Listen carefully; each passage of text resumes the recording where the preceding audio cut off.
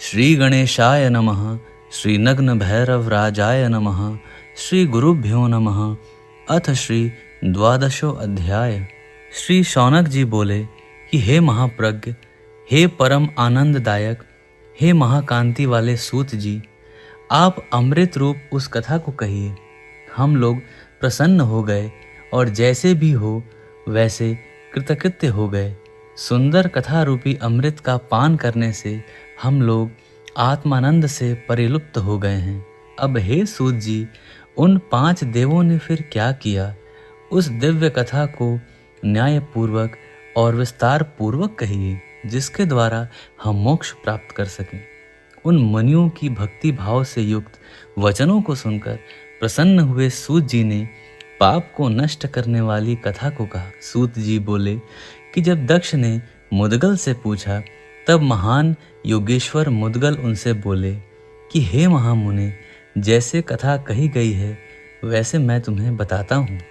मुदगल बोले कि हे महाभाग दक्ष, पार्वती ने शिव जी से जो पूछा, जो मैंने सुना, वह सब विस्तार पूर्वक मैं तुमसे कहता हूँ। वह यह कि पार्वती बोली कि हे देवों के देव भगवान शंकर, आपने मुझे तार दिया है।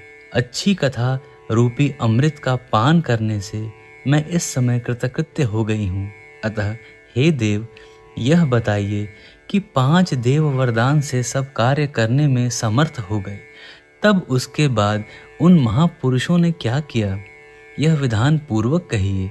यदि गणेश की भक्ति से युक्त कोई चरित है, उसको मुझे कहिए, अथवा गणपति से संबंधित ब्रह्मदायक चरित को बताइए, क्योंकि शोभन पुरुषों द्वारा व्यर्थ की बातें करने में अपनी आयु को नष्ट नहीं करना चाहिए।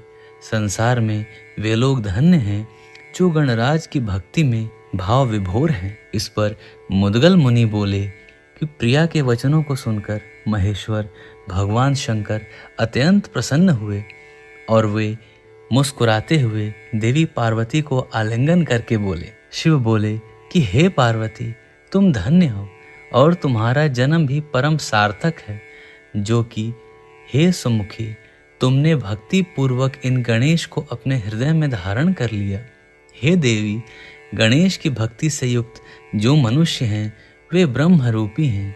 ये गणेश जी दर्शन से सबको मुक्ति देने वाले हैं, इसमें कोई भी संदेह नहीं है। जो व्यक्ति गणेश को छोड़कर दूसरे से सिद्धि चाहता है, उसे मूढ़ात्मा समझना चाहिए। वह नरक में जाने वाला है, इसमें कोई संदेह नहीं है। अन्य देवों के जो भक्त हैं, यदि वे गणेश का पूजन नहीं करते हैं, उनकी सिद्धि नहीं होती है और वे नरक में गिरते हैं। जिस प्रकार से दुर्मति व्यक्ति अमृत को छोड़कर रूखे अन्न का सेवन करता है, उसी प्रकार से गणेश को त्याग कर मनुष्य अन्न देव का सेवक है। ये भगवान गणपति हमारे जनक हैं, अर्थात हमें उत्पन्न करने वाले तथा सबकी माता अर्थात सबको बनाने वाले हैं, इसमें कोई संदेह नहीं है। इसलिए वे ज्येष्ठ राज हैं, इस नाम से प्रसिद्ध हैं। इसीलिए आदिकाल में पूजनीय हुए।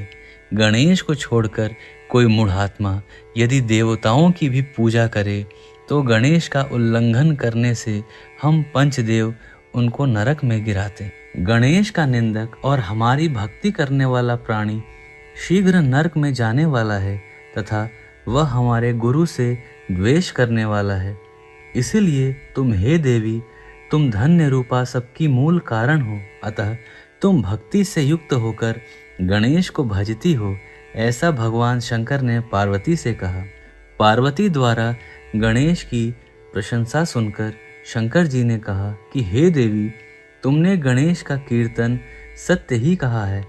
गणेश के कीर्तन कार्य में जो लग गया, उसका जन्म धन्य है। पार्वती ने कहा कि हे चिंतामणि प्रभु, सुनो, मैं गणेश से प्रार्थना करती हूँ कि हे चित्त में निवास करने वाले गजानन महोदर, हे गाणपत्य महाभाग, उन गाणपत्य के मध्य में मेरा वास दीजिए। जिसके मुखार विंदों में गणेश जी का चरित है, वह चरित भाव सागर रूप बंधन को नष्ट करने वाला है, पूर्ण है, इस लोक और परलोक में सुख प्रदान करने वाला है। गाणपत्यों देवों का चरित गणराज का सेवात्मक है तथा वह रात दिन चेष्टा प्रदान करने वाली ढूंढी की भक्ति प्रदान करने वाला है। शंकर जी ने कहा कि हे देवी, तुमने मुझे तार दिया जो कि तुम भावपूर्वक गणेश की भक्ति करती हो। अतः जो इस कथा को पूछने वाला है, सुनने वाला है और कहने वाला होगा, उसके लिए यह कथा ब्रह्म भूय पद को प्रदान करने वाली होगी। इसी गणेश के सुख देने वाली कथा को मैं तुमसे कह रहा हूँ। शंकर जी ने कहा कि हे पार्वती, 5 देवता ब्रह्मा, विष्णु, शंकर, शक्ति और सूर्य सूरत मूरत और हाव भाव से ठीक वैसे ही पैदा हुए जैसे कि गणपति हैं। वे ईश्वर के ज्ञान से भावित कर देने वाले कहे गए। गणेश के वरदान के प्रभाव से 5 लोक उत्पन्न हुए जो निराधार और अखंड हैं। उसमें वे सब देवता विभाग क्रम से बसने वाले हैं। कैलाश में शंकर ने वास किया और वैकुंठ में विष्णु रहे। सौरलोक में सूर्य बस गए और सत्यलोक में जगन्मयी शक्ति बस गई तथा सत्यलोक में ब्रह्मा आनंद पूर्वक रहने लगे। वे ऐश्वर्य रूप भोगों को भोग करने वाले परस्पर एक दूसरे के हित में लगे रहते हैं। वे सभी स्वभाव से सत्य संकल्प वाले थे तथा ब्रह्मा, मणि और ईश्वर थे। बहुत समय के बाद उनको घमंड हो गया कि मैं सबसे श्रेष्ठ हूँ, सबका प्रभु ईश्वर हूँ। ऐसा अपने हृदय में मानते हुए उन्होंने आपस में विवाद कर लिया। वहाँ पर विष्णु ने अपने शरीर से जल को पैदा किया। उन जलों में वे देव बहुत समय जैसे भी सुख मिले वैसे बहुत समय तक सोते रहे। जल में शिवाल और लताएं क्रम से उत्पन्न होने लगी। बहुत समय के बाद उस जल के मध्य में स्वभाव से पृथ्वी उत्पन्न हो गई। लीला के अर्थ में विष्णु ने नाभि से उज्जवल कमल को उत्पन्न कर लिया जो कर्णिका पत्रों से सुशोभित 100 योजन विस्तार वाला था। वहां पर बहुत दिन तक वास देखकर उसमें ही जनार्दन रम गए। एक समय वहां पितामह ब्रह्मा गए और जब उन्होंने कमल को देखा तो हृदय में बहुत आश्चर्यचकित हो गए और सोचने लगे कि किसने इस दिव्य परम शोभित कमल को पैदा किया। वहां महान सागर में सोते हुए नारायण को देखकर प्रेम भाव से प्रभु विष्णु को ब्रह्मा ने उठाया। तब ब्रह्मा जी के वचनों से भगवान विष्णु उठ गए और ब्रह्मा जी को हे पितामह, आपका स्वागत है ऐसा कहकर सम्मान दिया। तब वहाँ घमंड युक्त ब्रह्मा जी ने विष्णु से कहा कि आपने मोह के लिए परम शोभन कमल को क्यों पैदा किया? मैं ब्रह्मा संसार की रचना करने वाला हूँ, सबका आदि देव हूँ तथा सब भावनाओं वाला हूँ। मेरे द्वारा सृष्टि की प्रक्रिया की जाती है, बाद में तुम पालन करोगे। यदि मैं सृष्टि नहीं करूं तो हे जनार्दन, तुम क्या पालन करोगे?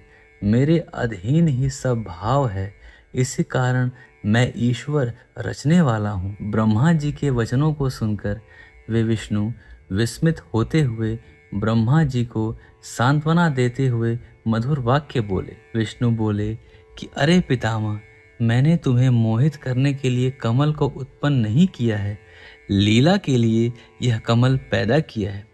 इसे देखो, इसमें संदेह नहीं है। और हे पितामह, तुमने जो यह घमंड युक्त वाक्य कहा है कि मैं तुम्हारे उत्पन्न किए हुए का पालन करता हूँ, तो उसी कारण तो आप रचना करने वाले हैं। अर्थात यदि तुम उत्पन्न कर देते और मैं पालन नहीं करता तो आपकी सृष्टि का क्या होता? अतः सबको पालन करन के भाव से मेरे अलावा कोई पालन करने वाला नहीं है। अतः मैं महाविष्णु हूँ, मेरे समान कोई नहीं है। इस प्रकार श्रीमद् महापुराण के प्रथम खंड में वक्रतुंड चरित में ब्रह्मा विष्णु का संवाद नामक 12वां अध्याय समाप्त हुआ।